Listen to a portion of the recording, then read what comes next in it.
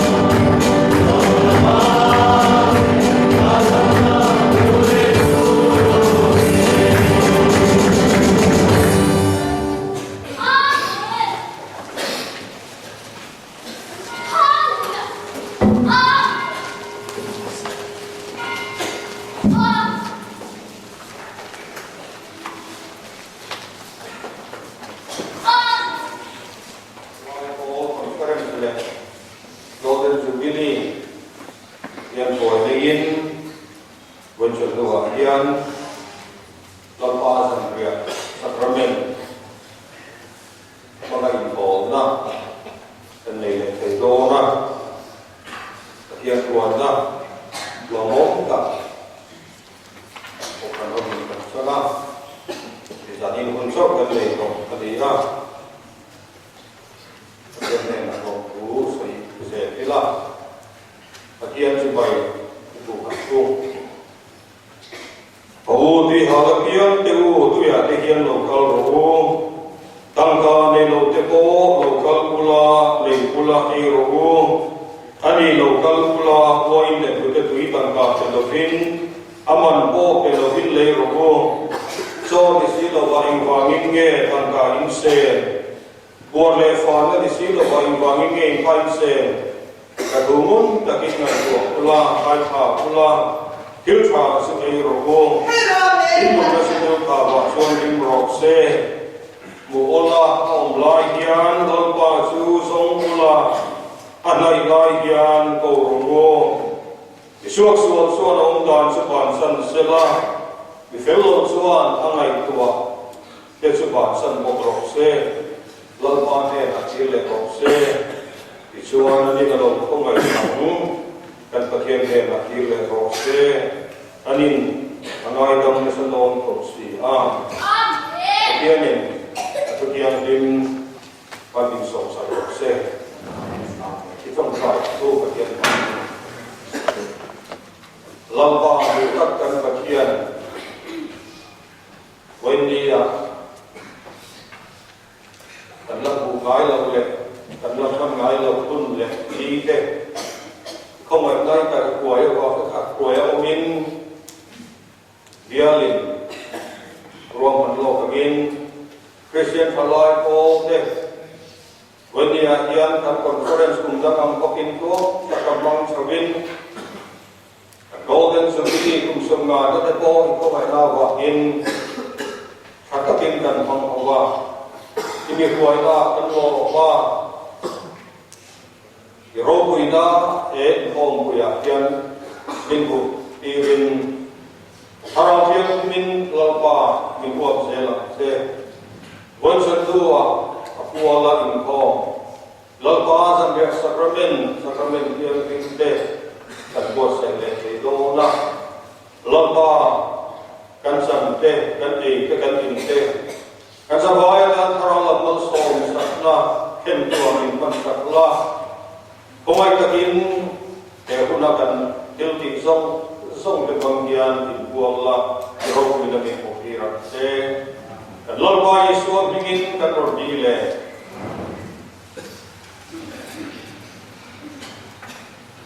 vẫn sẽ thua mình bảo thi sủ là lệ dài vô cái này đó là chúng ta các quần của lồng tê ngay thả ra điều secretary your deputy secretary and so mga also in what would make one of Sela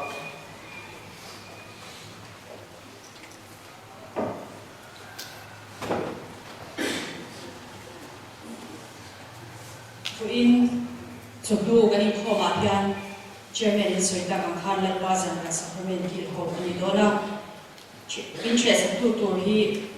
Pastor Sisakaya yan pastor na ita kami kasabete sunto kanya Saipol ni Saipol mo ko Saipol yan yung base ni in combine fellowship program lo ba yung zomila try to yan sa VPC banda siya kuya committee member yan HPP ania yan kan ko ran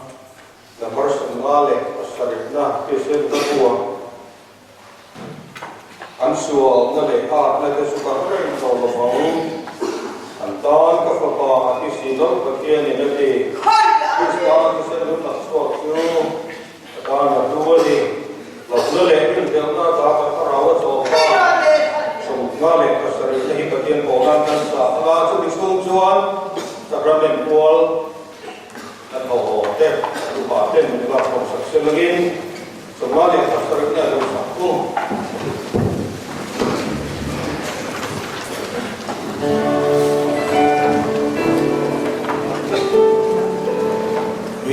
Christus is in the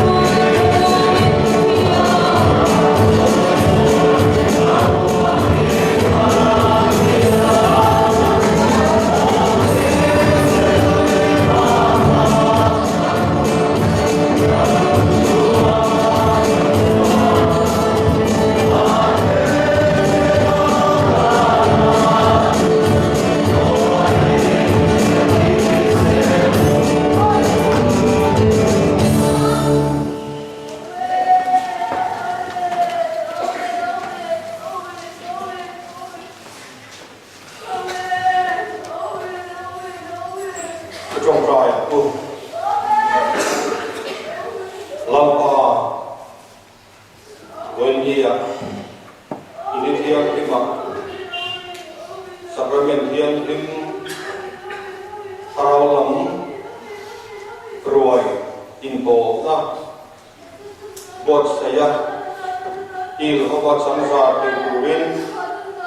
karau tiang lima kokan ho ikisena leike indi komawakin lomrukan pilase mangai na chale turin kan thei le kan sat mate atlem le a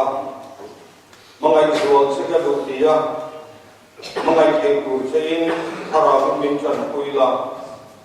wenia hian nang ma kan mangai se le ti ten tir tu le nang ma ne kan som na manruatan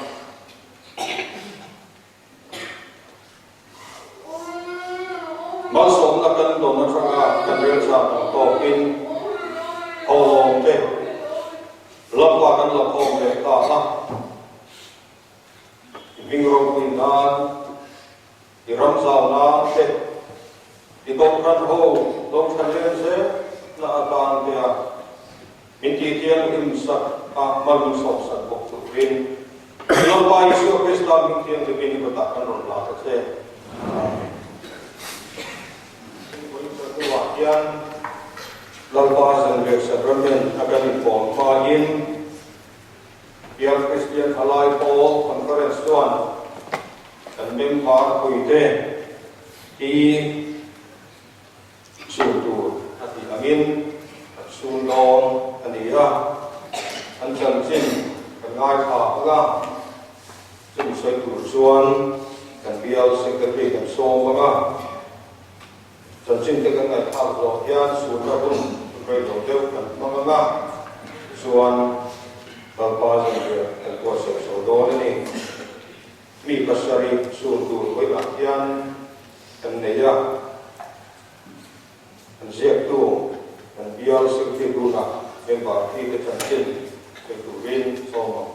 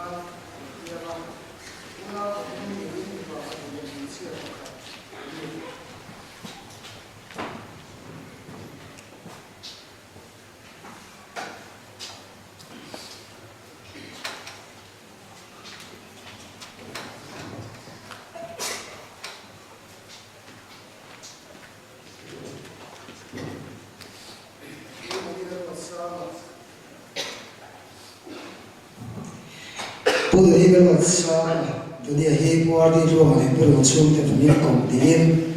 November ni ria sa ka ko sun sen pasal khan lumpia una pathum ni mi pa pa ni ne ngai sia ka ani KGP member ali atangin pa to chuan ai mong ve a zai po member ni KGP ne tlang ti ati em shi ne ni sa ka ko sun bo pa le ko transcendent ri dom do pui per apo Nelton ko transcendent na kuara to vein la puipo avarem ve ani kumisa sa ko sun ko par khan tha puthile ne pia no vein anu la kumisa sa ko sun ko par khan la nun limine in nei fa pathum ane kumisa sa ko sun ko pa ko khan anu bi ro su bi sun do na ma pui angai ta ba gen ana ran so na ba le a akin thegin sun do na ma anu ne chuan anh suy ta anh ama hi sai dam mi boi suy dam tak len chen ruwa kum thiam tak anh ve a mi thial pha ama ai an oi dum deu te le shin tan ruwa anh sun bo mi ngai lo ni de lo de zo mi a shi te ka thi ama chan pui dum ti ni anh in heli anga ti hian him thei em ani a khovel sin kom te hi pok sang ma se pathian thi thap ni trong trai chung kho mai poi em tu ani chung le khate po poi khom tu ber ani po a hun na dum a thin le kal sha do wangin January sum tu pakhat sang le som panga khan aizol civil hospital admit ani ya ana na lo sa do wangin doctor le nurse ten te thop chuin en kol ma se thatlam apat nei thi wa heng dia wangian thara mi te le apa Reverend Esral kai du ten pathian thugin bol renga ko sam mi le bishen mai te na su ke an jong try sakrim boga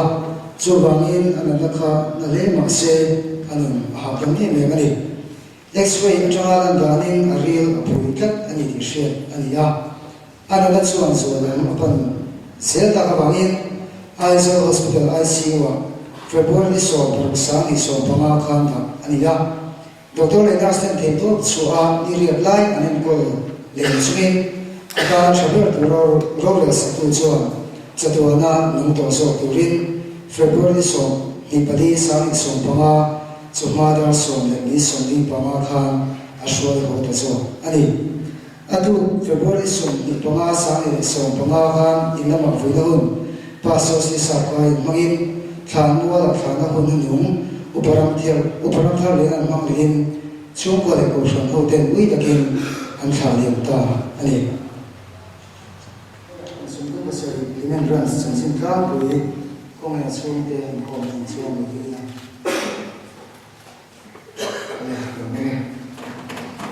pubia kan moya abia ka hi warning kan sia le pubia kan sa te famin ko digin November ni so pali sang as ko som se kriya khan Aizol Civil Hospital Olympia anu na hi pathum ni pa pa te ni sia ka ni ani ama hi mo le ko ke ta ani ya anu le pa ni se ko ya nai lo mi ru sa le fiam tu ko tu ta ani yen fiam po to le zai ne mi ta ani yen kan ra suai me function ta ko ami ba te ni tu ta ani chi Zional ma po so ni khen se po se po exam page 1 first edition la pass ke poria asira tra po so ni ase khen hian ase le sen so hi ai tum te ani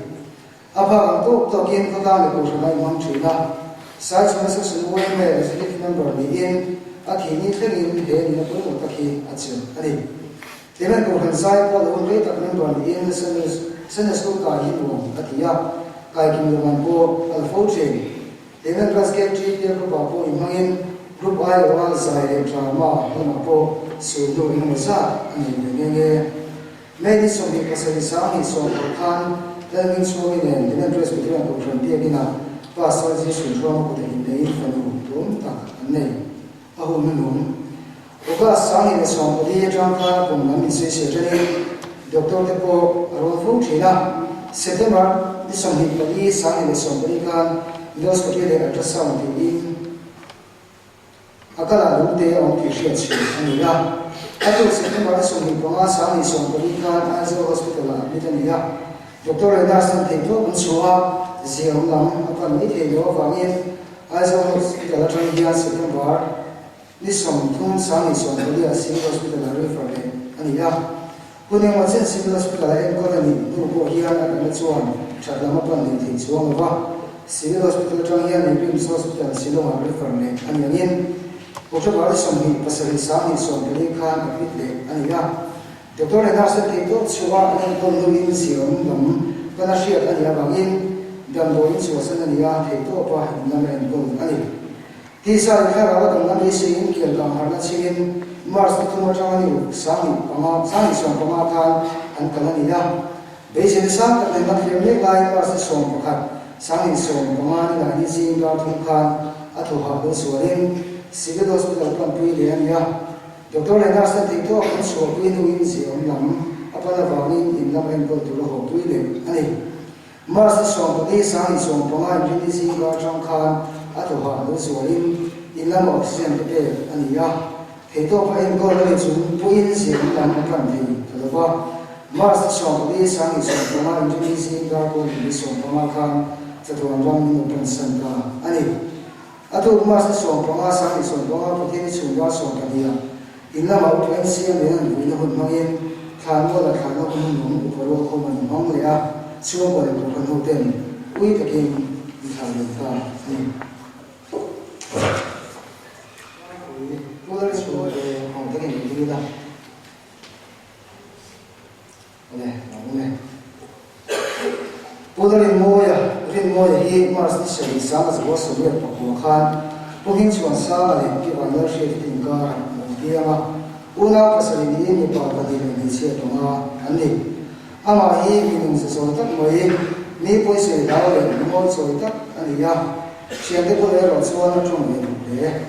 no le pa to thiam ta ka ni in chu mai na mi ta ani ya ni mo so tak ni ka in chu ma no le pa le una to na ko a trong tam no le che zirna ma po le then zirin chu ko sana ba in azir chin song thei ba zirna sa sa chang ya ki to in moi no sei le bien thok por mo ya an ma ni ko na khain ko le ko ri na ma ke ni la in a thok rim chin le a kam ba so jan ti bian pa tian a lo na su ni in lam ni ma lam po ti pi le chin pa tian lam ti le mai pu mo ni ka ni ya an na tho na cha ma tho so cha ni so pa ka ti na a lo ti le chi na a da nge ni chi heti wal hian a hring mun a bom bom le har sa kam ka ke ro ama son le fo chi kum sa le so ka ka ni le pu ye ni ni fa nu gom ta to kha ni ye ni a bo mun bum me ni sa le so ko ma ni ni ka ni pu le fa ni so ko so te email tu ma je ka ya ani bo he tu me tu sa le so ko ma pu te ni ka na bo ye fi ga a tu me ni sa le so ko ma to cha ni ya na to tu rin la ma Imena te ya me di ro sa ni son po ma ni la ni ta da na ve la cho so ta chin shi ni de wa chu ko le chen de le wa me so tu chen ta de nan song ta ma mu me ni no wa in me ni son po sa ni son po ma to cha ni ya a ma mu na ni lu ge sai no ko hai to ko ve la le nu da wa me ko mi de me ko chen ta de nan song le ya mu me ni no wa ni na tu me ni son po ni sa ni son po ma to ni khan Deng chu mi to mai ni to ka pen che dum tem ko ta in so le ya be sin sa ta me thi ring lai de mi ni so ma da so lian a ma ni che to chan ni ya an so na bong thang ma a rong hi mu ani de me le a rong mu ni ta ya ma hian ni na ma u pa la ya ni na ni no ma ngi khan mo la u pa si so khan ni na khan na hun ni ma ngi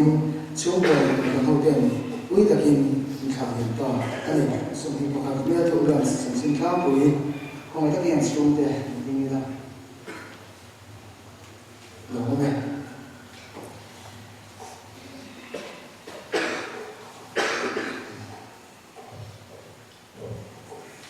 Các bạn ngã môi thì có thể làm cho này đi làm bộ này mìnhจะphản ứng cùng địa yên cùng sáng sẽ có sủng bố và liệu cho bạn biết sủng và sinh khan civil hospitalize rồi kia mà una kiểm định mình sẽ có cái này Zirna ma po so thena kala sikul la ban lu yan chu ka la ke to kin ma ala thina arim sa kin in lo na mo ma mo ta ka thok thin ni ani ya na han tho so yam de ani lem lo chen ne na mi chen de ta in zo ta mo ya ni ya ko la ya le ta mi mem lo wa in chu lu mai na ta ple pom dum ta ani kan wa sa zum de chung tam lem lo ni ya no le pa asa thiemin abo la ma chi ko na ngai si la si so kia reng ani ko da mo la po pa to to ki nei mong de chi na wo ye ne da na chi ni abo na ko chuan chu mai lo ani abo me nong o ka sa sa ni sa ni so pa ma ka ko si ka bangin urban health center ni na ne ti yo ki na kala test si shang shang ti yin a result ro ka cha da o ka sa ni ko ka sa ni so pa ma ka hospital Kuli ko na ran si ani ne no test rin ka le a ma se ran si ro alu ni no va dam bo chi shang shang te chuin eng ma am hi tak chuang lo va luak le ko chho bin om se ya ma se ni ko me ne bo tu na in om ne no o ka sa sam ni pa ni sa ni so pa ma in ni ka ila ma po luak te na be pi takin so ala i the ya ma se chui te pai the ni bin alu so ne be se la a chau de ta ka wangin arba na ta hi le ani ya em sa hian a thina na thu sei zan ko mo de the de na kai ba an dei ba ru thakani o ka sa sam ni putum sa ni som pa ma pa thian ya Falcon Hospital kalpui le ani ya doctor le nurse te thok chuin anem kola ma se thakam kan vin adam na chu zo se la hemini lai dang ga na le chen be fel khan chaton ram ni pon san ka ani atu ko ka sa ni pali sang ni chu ma tho chen ni chu da so ni ya ya du pa so se sa pa yan na ma vi no mangin tha mo la tha na hun hun upa is na re na mang in chu ko le ko no te lu te kin tha ni ta ani sai mo ko brands chen sin tla ko i ko ma te kin chu te ti la na ne lama is lama so hi ko paso is ke pian thang le ke isai thang isai te fa thum ji ngam lai nin kum sang sa ko sum ko a ri thum khan sa mo ko a pianga anuna hi mi pa pa ni le mi si pa khan ande aba ko la ba hian ai so le thu de le so de khan de sum ko la kum sang le so thum kum ti la ma sa ka ko na a ri son de ani ama hi chong tam lo le mo so te ka ni ya a chen ni le ro chu a chong ni le ni chong tam lo tak ani na chang ni tiang ro ro ka tu le ni ya chu ko le che ni tu be ani ya ni poi so hi la te le a chu ba a chu de ko im tu poi ma so hi an na shen ani zira la ma a so la hin ni ma tik khin zirin te zira la me ro to khan ani to ma ang to ren ko hi zo mo chu ai zo su service ani ai so na ba nge na ro ko ta le ko so na ba ke chi bi khang in ai mong be man wa isan ding tha na ba so ke chi bi le ko na za shu tu pianist ani she a ho na no se de ma so ko li sa ni so ko ma kan zo do ma cha a sin lo ho tu chu su bo che na chan lo wa in a tu ko ho tu wa in bo se la in he me ni se de ma so ko li sa ni so ko ma che de mo to kha LPK truck ba do pro su na kal ve a ana do la ma sa mo da ya ana ka na in se de ma so ko li sa ni so ko ma za da ro ni so ko ma bo ve la kong kha ka ni yan da ma ya amuna ka bo so in abu da ani se de ma so ko ma sa ni so ko ma za na sa ka mo ko na a ro hu khen pein he sa na ya na che ne kha an che ne na kha na hun magin he sa da la ya the so la pro pein ni ani ya atuk se ne ba ni so ko sa ni so ko ma so ma da so ko ta ni na ma hu na hun reverend ke la kan so mangin khan mo la khan na hun nu upa so lo ma mangin chu ko le ko khon hoin ui ta ken ni khan ni ta so ro ni so ro ya ni ran sen sen tlam pui ko ma ta ken an so de ni la no me Kawang so ro ma so ma he so sa so la le sa ro ni te famin ko ni yin Juni se sa sa ko so ko pa se khan ko hospital ko tia una ko ni ni pa thum le ni chi pa ka ande ama hi no pa lai thangin ni ha wa le ro po ka ani ya chen mi ya ni na chen thu le la ma cha thiam tak ani zira ma ko le theng zira ko le se la ya na ki tak ri ti bi na ta ko ba min a chen zum thi ka ni wa Dime presbyterian ko Hasiya department zira ni zo ko la kha na na thu sein dian de in ko chung trai le na te tu ye me ma har ba ya ken in lim de te tu pu in no yin boya itak sa chak si wa itak sai to pa me a ti po in no in how ma ta che ka ko pha se ta na min sei sa a awa ko na ka in lim de ta no ti in na cha me che a ho na no ko ka sa ni so ko li kha cha ti la ma kha na ko ma na civil hospitalized so en dia ni in ada ta ti bi ni she ani ya Sitten bahasa ni so ko li Falcon Referral Hospital admit ani ya ka ka ka lam tu ni duin ada na chuan cha ma pa ni do ramin civil hospital la so la ve prefer ni ani ya civil hospital la to pen ko ni duin November sa ni so ni ri ti bi chu sai ani ya ken du ya kan du ina to pen pen ko ani ya February sa ni so ko ma ina pen ko duin dan do in so san ani Theto pa laman ko na ni duin thana pa so zela apum na po se to la bin tak sa ko atha so ni zela o ga sa ni so ko dia pe ka chuan na na ma ani to lam thu asu ge ge he dia lo no me ta ga hian violent te a pi de ku te e u na te mu sa ga min o cho ba ni lu sa ni so ko ma tho ni khan violent te a zu zela Dr. Bani Swami Putum Sami Swam Panga Saponi La Chente Nena Rampa Chu Kola Mapumana Suya Dr. Bani Swami Puri Sami Swam Panga India Alo Bara Thiru Wangin Violent Namena Indian in Damboy So in Nama Hotile Ania Hete Naman Pula Nidu Po Hian Alo Su Arati Nova Dr. Bani Swami Panga Sami Swam Panga Puteni Khan Violent Damboy in a Lep Kalpui in a Pitania Hete Damboy and Pula Nidu Po Hian Alo Su Arati Jono I saw them from me to the deal in Dr. Bani Swami Puri Sami Swam Panga Tochamia I saw Civil Hospital in Deer Ania Damboy did so I know in the Marine to him Hotule Ania Upon Suna the door Wangin Dr. Bani Swami Pasai Polenia Polen Kaya Civil Hospital book on Twitter and Noah in Lama and Go to Raho Twitter and Dr. Bani Swami Korea Nila Needs of Nalama Civil Hospital down on Twitter in a big man and ya and not so many and Papa Septicani and John Yeshir and ya Dina Pro Patisana John Yeshir and Boka and another Munin ICU and Go to and ya ICU here to the last to and so on so in Hemisa so Wangam, Person, so Ali. Ado to Baniso, Papuasan, so Pomani, Manis, so Mania. In Lama, we built passers, Sisaka, and Mangin, Kano, the Kilon, so can Kano, Mangin, so from Hotel Wheat again, in Kano, Ali. The men down there, Grants, so the clock, on the Kilon, so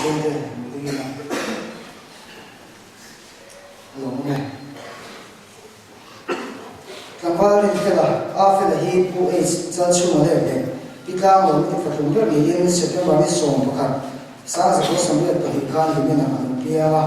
Una so Pokat, the Yin, the Paso, and Hisia Pokat. And then, after the heat, the Tram Atami also in Saxum Pakania, Una Sigana Ponger, and Yamia, Una the Punam door from the inn, and all the Patabon, until Doctor Hamanina, and then Concealing, and Ama himi poise takania no kongre bani se chu karna to himi takle chenro tum thiam tak ani abha to kadam phut chuan chian ni thani a hian normal tak ani chi no kongre bani se abu fa de ma du le ana to ba na te le pen se pi ma to te no va un the no le ina lu ma le ana to thap ma atu de nam kho ma ani tu ani zena ma hian sin high school Sang sa person ko khan class and things le kha sin hemi no changen au te khazan huai atu da piam na thu thina engma mo ni ver to se lagin abora mani thanian ministry na athokani una ro si ga no pomber aniam ne auna dam ten bin shang yan san sana ba te na chu da ba ma mu shang na nam bu san lai bo in pui chom tu le tu ber an bo ta ko nu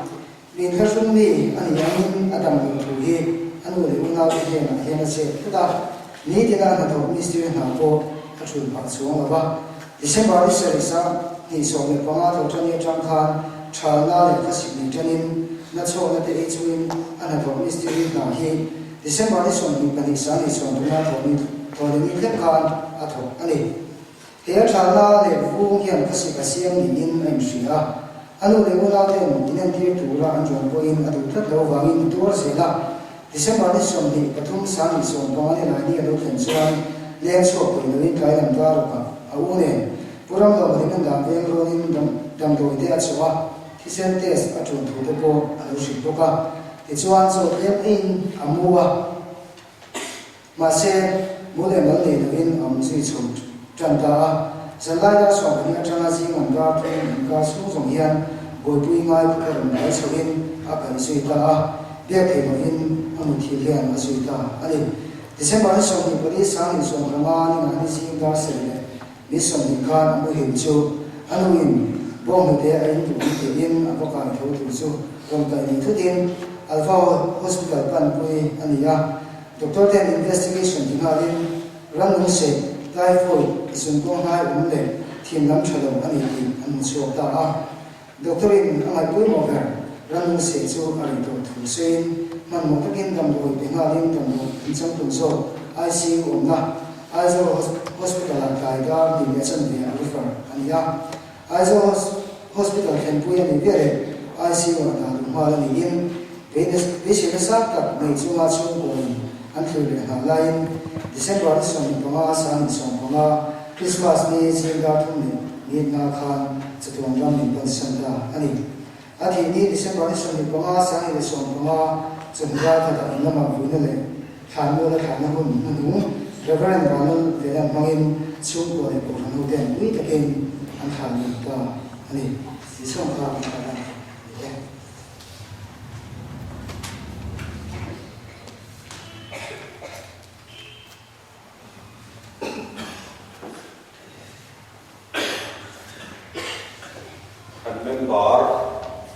anh rong bol kui Krista kan hong kon bom anh chin gai sa ba tu na hian su da hun kun rei lo deu kan mong do ni kan ben bar chi te tao ta te kan pia be na le kan su na ti ba fo min kan zai kan tinga ga chuan Ôi đừng ra đây là quân đây đầu tiên thì có thể một cái điểm tu à, hiện sự cần chia ra na, trong trái na, thì nó cần quan ra thì cho mình tu mà, hai không có cầu khẩn giải cố, so mà là, rồi sự cần huân ban sọc tạc, thì sẽ là nghe căn giải đầu tiên của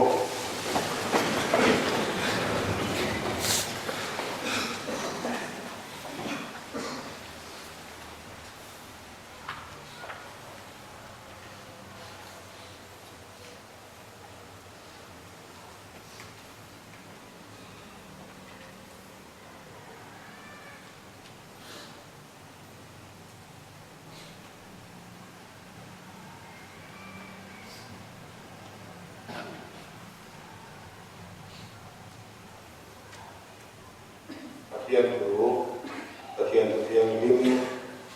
thức của bung sống để phát khát trang cung lệ trang liệt cũ thiền bổn ra để ngoài phản tuông in lâu phật học trang in boring takin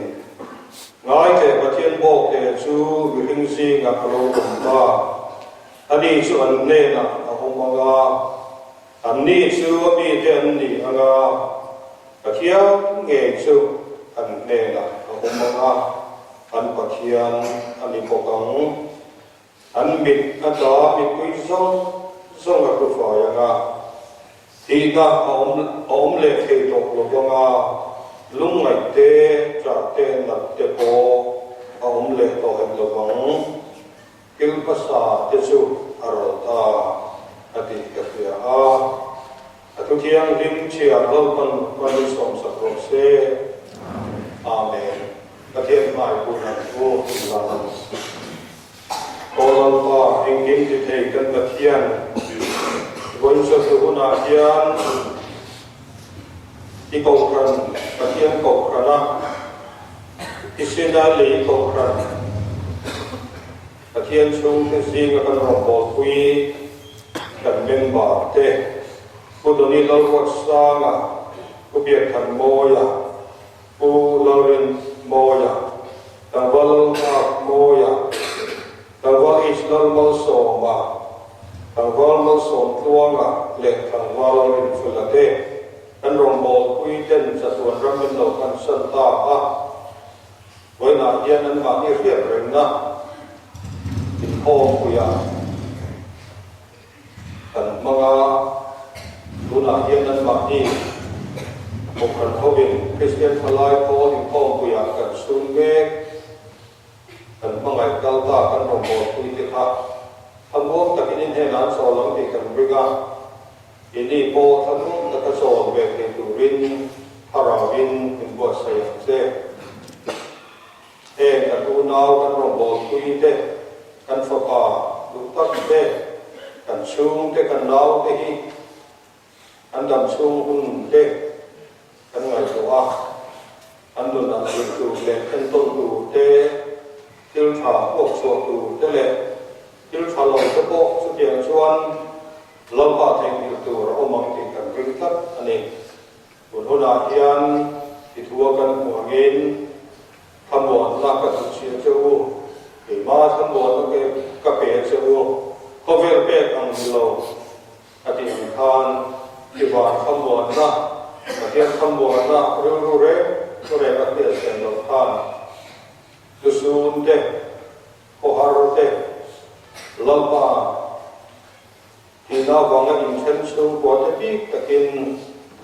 thằng bố din không quy là khi sắp lăng in chân đua anh không ai ta ta thế anh biết rằng đua lên vấn đề hiện thì nó ông lệ tàu nó mun lấy thắt lệ hoàn thắt ra sâu nó cái xe mà hiện tan pa cái gì nga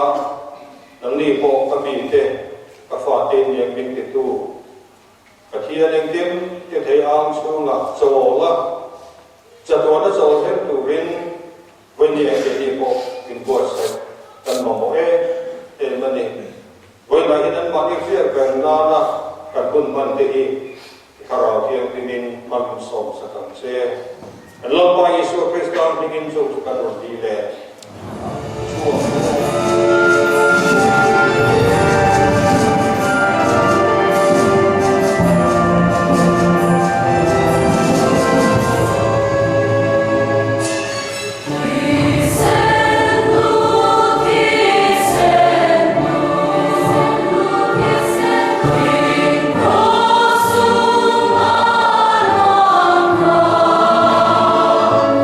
So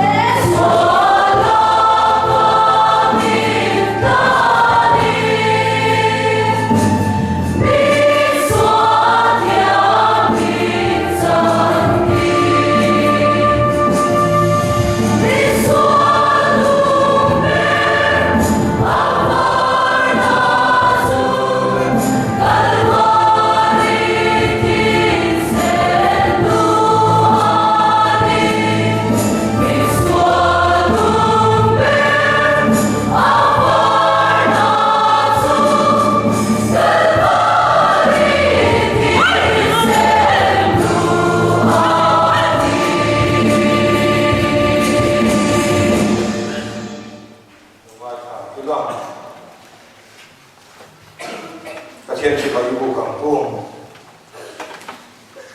chú lô bộ chú biết bu lệ rồng bồ na mình qua sông chú tiền có kinh thì sen suan là thể là bốc ca đến cả thú sông in thành kiếm thổ mày đi Isena thì thiên tự bin ông chỉ na Isen suan là bin ngày đầm na rèn ông lô là thiên thủ suan thì chân sinh phản lúc cái gì cũng sum đi lên bản địa hiện một cái bị căn chia lên đúng không chân sinh phản lúc cái gì cũng sum đi lên bản địa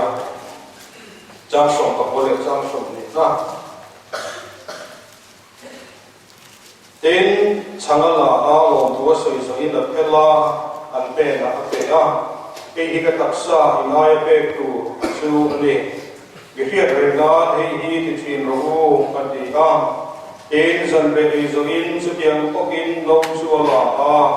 lâu hi cái thứ sinh ra cũng thar xưa này thì nói xưa tu xưa thì vẫn chân đua hiền cái sinh xưa của vinh ngày tầm na ông lâu cái này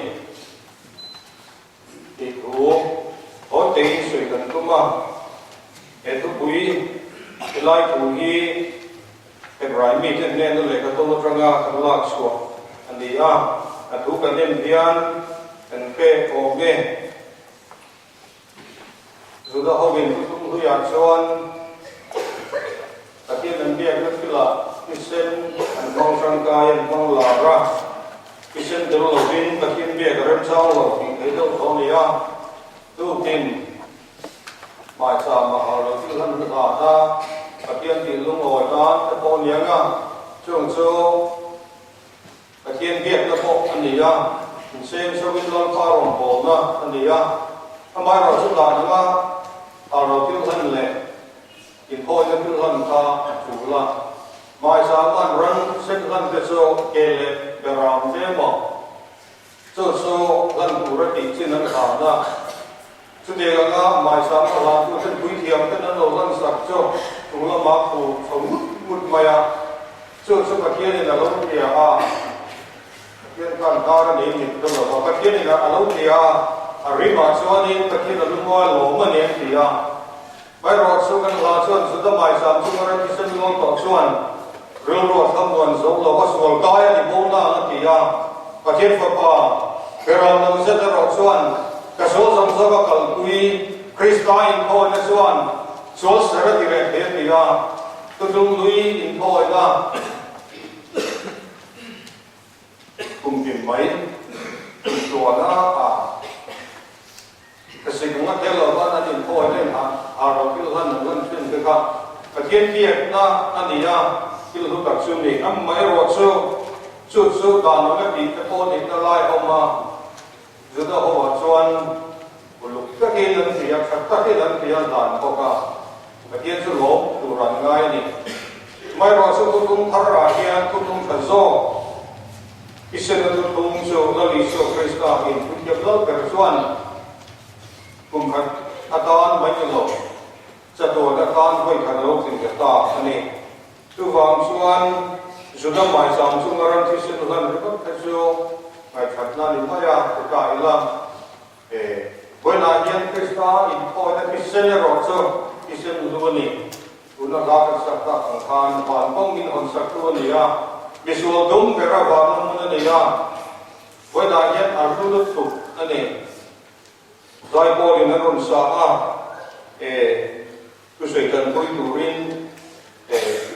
Allah kan ron sakok mai lo mungkatiya, Allah kan ko kan ngai tu ring tu tetan aumani, le với đại diện nó có quan điểm của các lô kalin cross Christian để thu hình chính trị anh em và thiên nhiên Alpha cross cái tu hình phải là thiên nhiên Alpha cross mình về cả anh em vào in và thiên theo tình thế cái sự tin để anh lo mình không ta cho sự tin để thật là nó tu hình cái này nó phải cross thì cái sinh luang chuột chứ anh ra cái năm chừng đồng anh ấy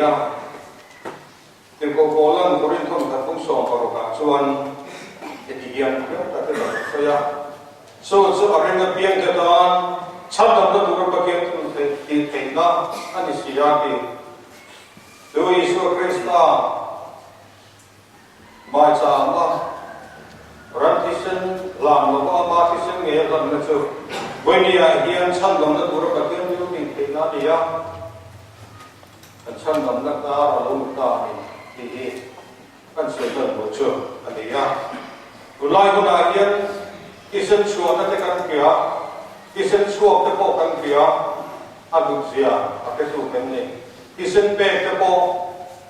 minang te ta na nun luan suwa na aniya chung so ilhutak aniya ko na yan Krishna isen aswa awangin misuwa te chan na pintan ma misuwa te pinchan na ma kan sual te min ngai dama kan sual ta suin kan uma kan zale na mi sual te min san dam min ngai dam sual ngai dam na kan sang kan mu ani ti ka sai mo line so ani sual ngai dam na so ti sen so suan hom te si lo wa in wa em dengan na tam po kele karam no isen so la ma sala uluk elken makselagin do tinin regular takin lan makse katian uluk moi zo loba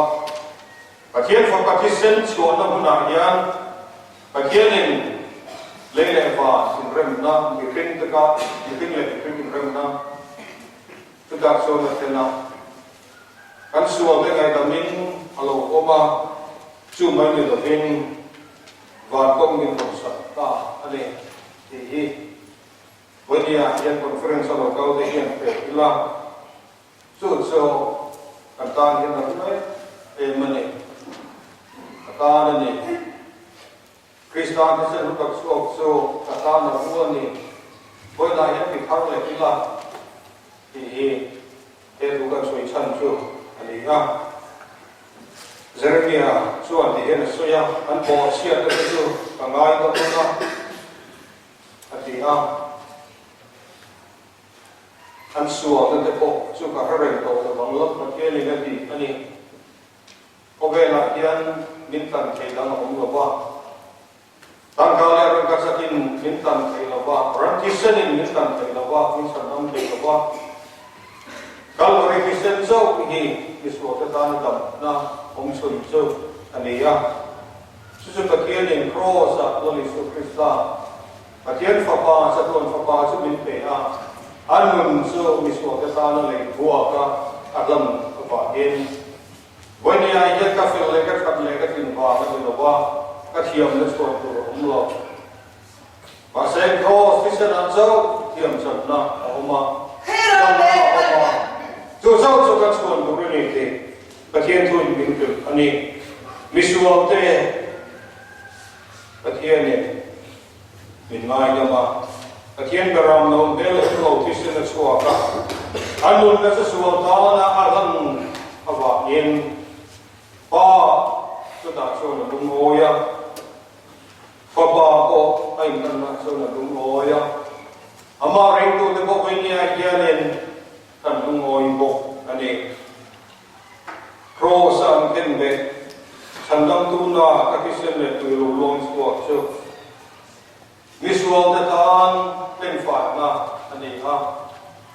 visual datan dam na ani visual datan tiam san na tiam kin na alo ni ti kan mo sandam tu na tiam ki ma chuan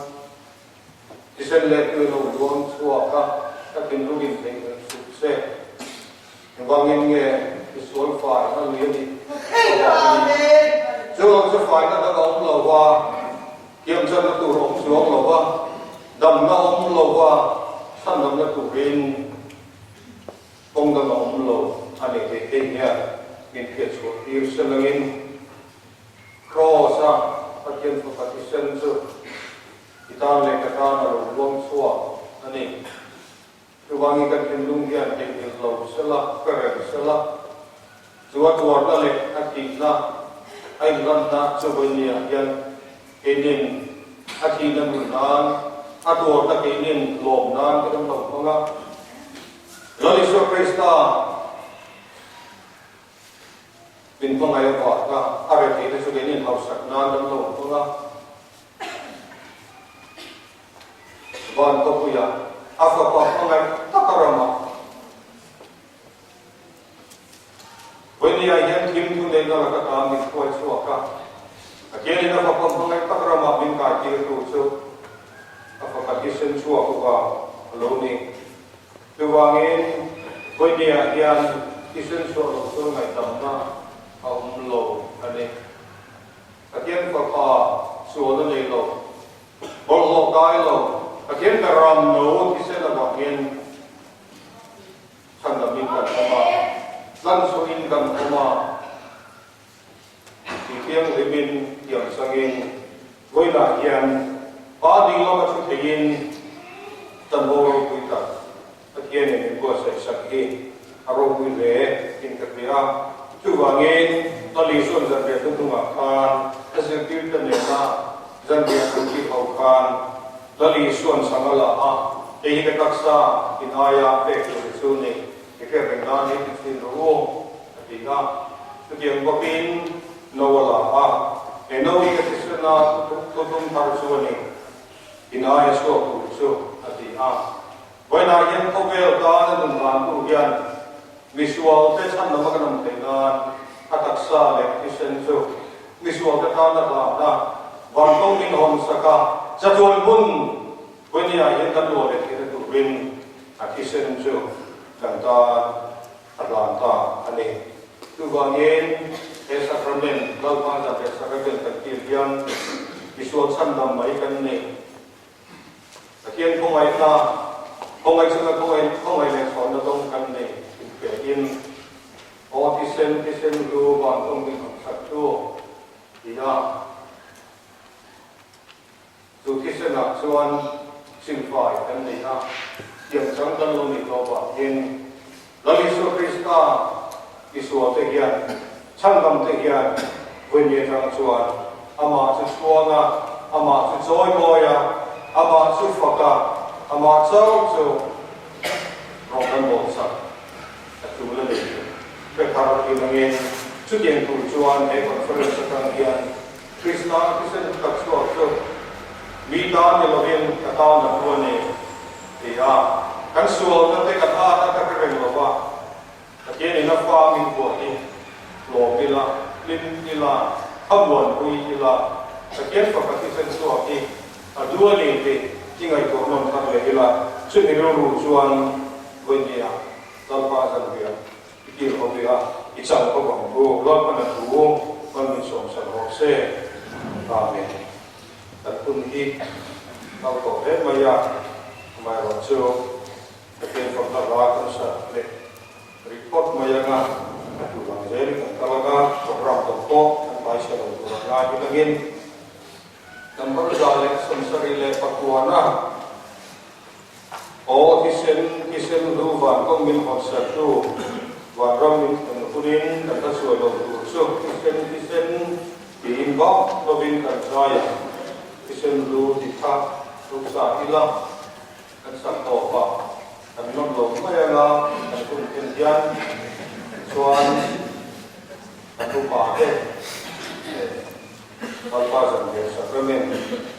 kultura som teka yoting suap tengah som nagai tongin dan akan satu ya Alpazan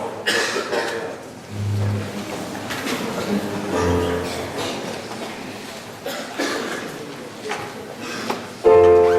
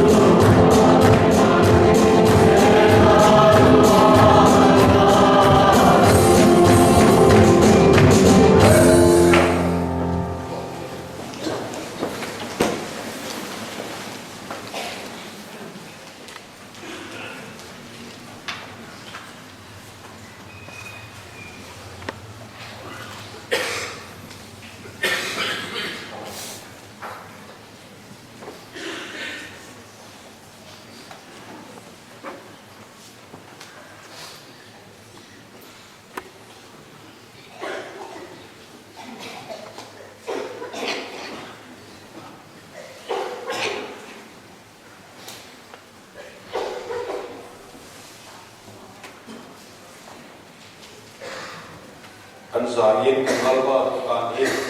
sim da dik tak le rin min thai thar le ko alal yesu to soi te thar lo vai tha ila ai te thong kar pula dingin ka ti e tu pon ko ya a ko han suan ne ta kalu tanga ane na san bia te e ngani pun ka ne na ki ai bo kam ka ti ka nang ni thobrim le por so song te bo ka ne na no ko bo e man ka so ti rang che bo zo ni chuan ni pon ni lovin ni thin lung te pula lam bai ka kian lam su hoi ro bo ati kha a thian ni na tu piang ni man so sa ro se trong trai ang tu lam ba nu tak kan ka kian ko mai na le mangai na khat kan ka kian ni kha hoi na kian ni khat na wa in chan da min kan oma không ai có râu quý tật cần u lâu in chân ti ra tu châu thì lâu in chặt tuần phật phẩm máu này xuân thì số tất cả mình bè lòng tu cần tu cần xe vấn đề anh để sao mình tiền in cần qua sẽ ya cần đi là không cần chân không tu đi cần sao gọi tan thara bin mà sống là in bao phải bằng xe để sao mình tiền in thì because what the time came in the Islam. Download the Tana Dam into a again. I bring them in the head, Saka in Sock, Naman Watan, Mansaka Lense, and Lord Baiso Christam came again to the Convile.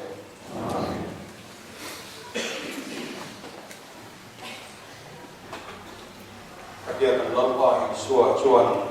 Mantira, Saka. Changala ka long bu ka soi to a la pe ji ka taksa aya pe ku chu ani pe pe ga ni ji pe tin do wo ati ka ini ko in he chang ki an la anga kan tel anga kan rei anga kan ti aya ti tho le lo pa mi chu kan po te gan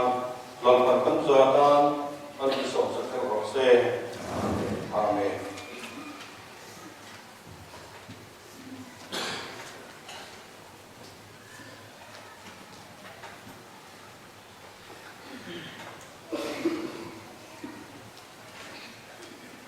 La pula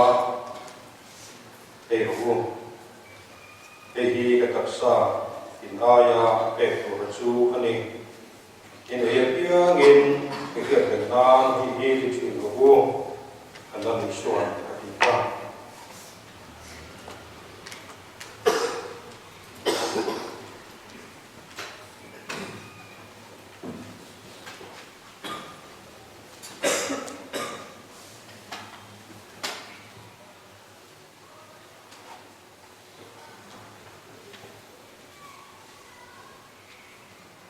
hi ka taksa daya tu chu ani in he piang in ke nan hi chu hu an dan suan ati ta ama kan pe nan le kan po za te tu win kan sa ni ro sa hu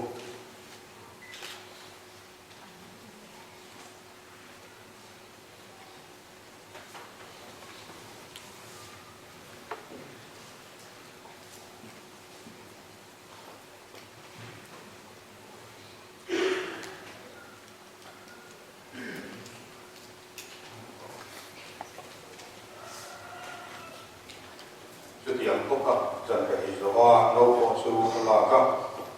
nau hi kakisana tu puntar su ani inaya suak tu bersu ini nabia ingin dikir benali kecuru lalu suan adika ini koi nau hi kan langa kali naga amakan lalu suakan pia bengan yang amasarau mengumsu ing mati lalu sen kalau setan Lalpan kan zaiman ni so sabe rose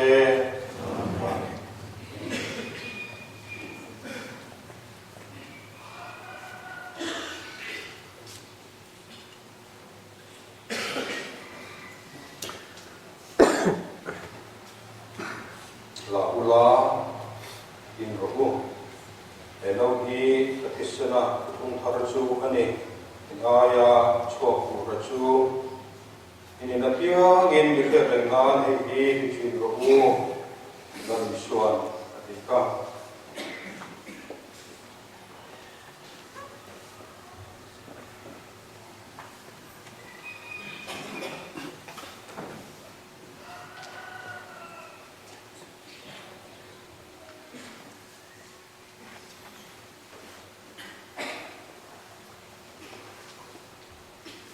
Hello ni kisah tu tu tak su ani ini lebih ini dengan ini chin ro dari suan atika amakan dari suan kan dengan dan pozer kita turin kan zahin sangkau itu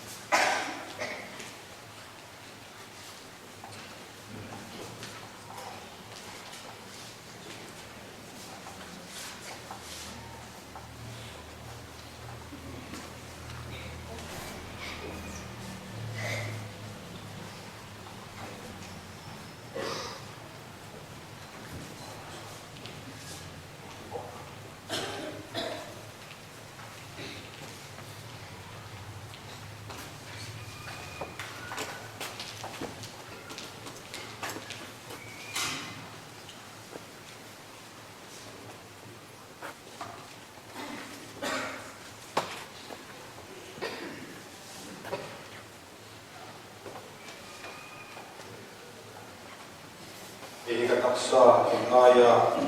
Pektor Chu Ani in Ayapia in the Kagana in the Kabu Kanal Swan Afrika.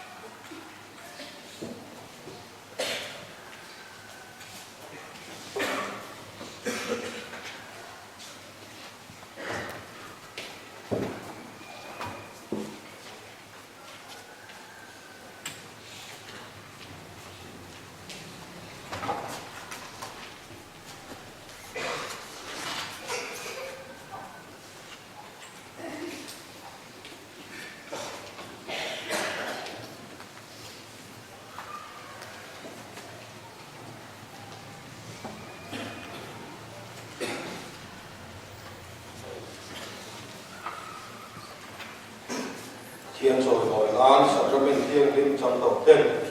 để làm bắt sống đi để làm việc ta nhưng trong dòng dòng ai thì ta đầu xã cùng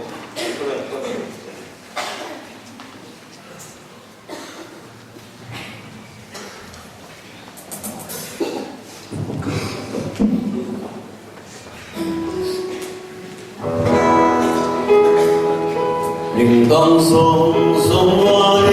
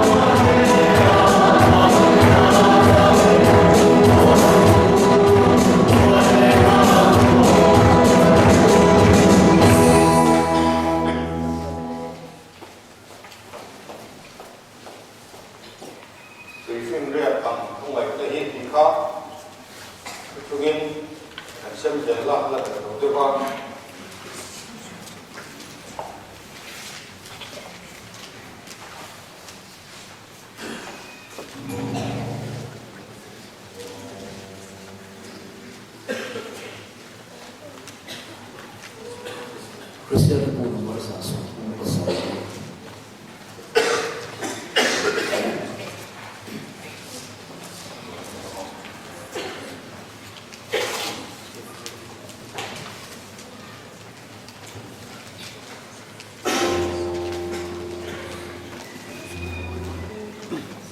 Tuifin riat ang kolainan. Oh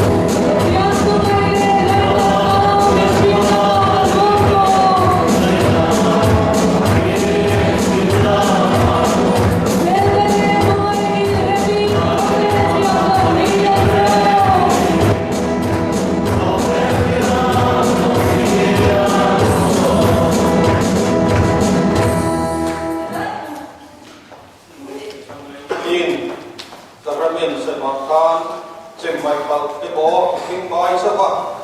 à sao cái bó vơi cái bó trắng bal cái thằng ông mẹ bó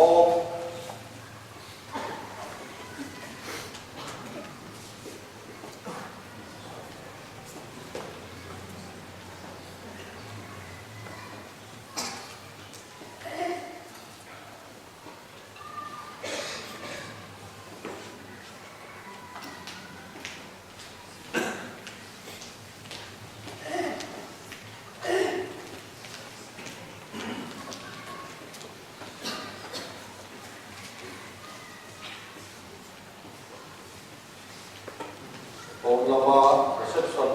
Nama chu the po khat san thok tu ra kan an gai a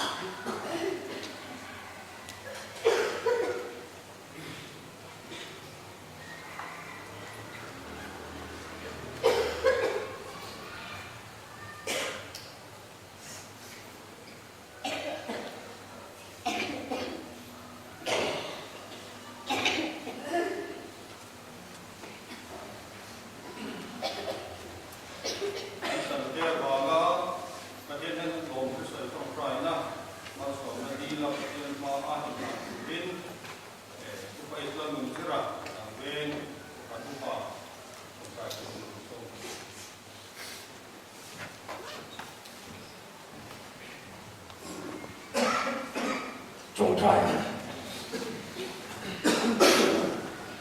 kan sual ke awa lungai la le nga to tu ra pe la fa Isu Krista min pe ka ba mu te na lom thu kan ki lek se jo fa Isu Krista min pe chuan kan nun tan tu ra sam bien nu ma bu sayin ki pi te he na atak sa le sen kan ni ke ma ni aya pe tu ra ni thu te atila chuan chung sang bia te chu min fia te na ni ki chikin ro ti in thu cha a cha a voin ni an ni ben pastor bial ko khana thlai pol ten kan form bia ama kan pia ben nan le kan pol nan le nangma thu oi la thu ke kan se la kal kan pia ben nan voin ni to kan thiang him kan kil ta ani kan chan te awang in he na lom tu kan soya kan chan te a khan lam pa chak lom tan chak na ring hel tan ring he na dam lo te tan dam na ani zel the ta tura mal mi som sak turin kan lal pa Isu Krista bun thiang bilin in de na kan lom di le amen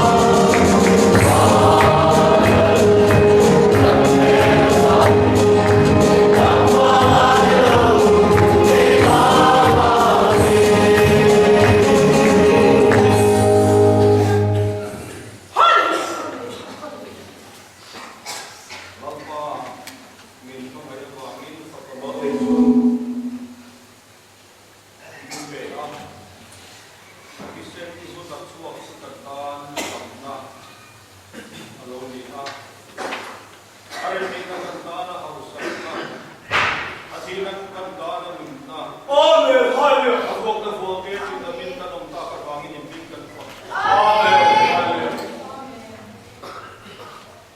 Mga yan, sinamin kan suwaso. Amen. Amen. Amen. Boleh juga lihat kaki rumah rumah yang rugi kakak siap tu. Ini kan tuan nak sekolah waktu kita soal kita nak pakai tu ini salah. Alif apa alif orang yang ini pemain dalam sama also tak so. Insan nak yang